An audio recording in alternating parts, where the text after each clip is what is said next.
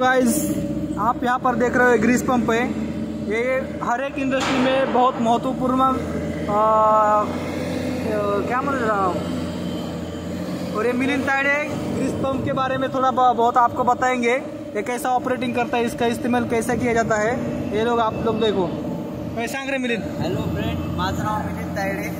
तर हा एक पंप असा आहे ते 4 ते 5 हजारामध्ये बनतो आणि आपल्या मशिनीला रिंग आउट होण्यासाठी 60 ते 70 हजार रुपयाचा आपला फायदा करतो।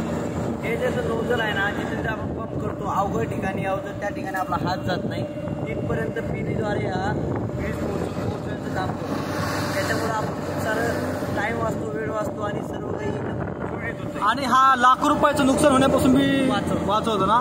खरं ठीक आहे, कसं ऑपरेटिंग करतात ते सगळे। हे जे आहे पुढचं त्याला नोझल म्हणतात ना, नोझल म्हणतात। आणि हे नोझल अडॅप्टर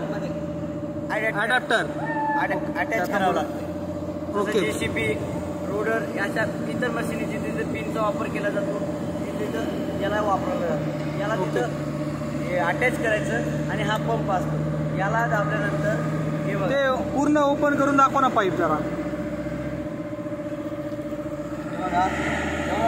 पाईप आपल्याकडे ओके। आणि हा बघा जास्ती करून म्हणजे ऑपरेटिंग करायसाठी 2 माणसं लागतात ना।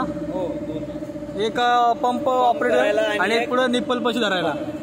ओके, कर जरा हँड पंप मार दिखावा। रामविलास पासवान ये भी दिखा रहा है, इधर ऑपरेटिंग पंप है और इधर ग्रीस आ रहा है। ये स्पीड थोड़ी कमी है, याच्यापेक्षा जास्त ही देते। ये नोजल इसका स्पीड बहुत है, लेकिन याचा थोड़ा सा कमी है। Okay, thank you guys. ऐसे इन्फॉर्मेटिव वीडियो के लिए मेरे चैनल को लाइक और सब्सक्राइब करो। Thank you.